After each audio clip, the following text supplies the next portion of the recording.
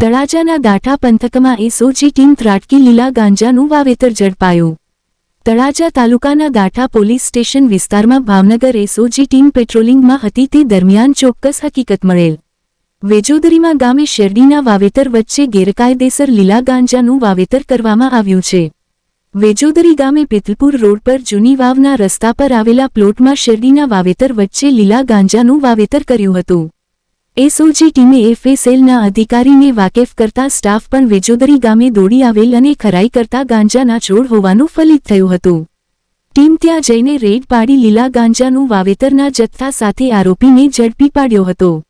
ઝડપાયેલ શખ્સ પરસોત્તમ ગોવિંદભાઈ ડોડિયા ગામ વેજોદરી તાલુકો તળાજાવાળાને ઝડપી દાઠા પોલીસ સ્ટેશન લાવી ગુન્હો દાખલ કરી આરોપીને સોંપી વધુ તપાસ હાથ ધરવામાં આવી હતી।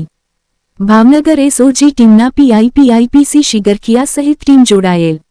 લીલા ગાંજાના 21 છોડ સાથે 16 કિલો 640 ગ્રામ વજન સાથે 4,16,000ના મુદ્દામાલ કબજે કર્યો હતો।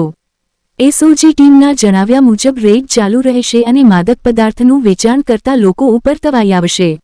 રિપોર્ટ કમલેશ ઢાપા।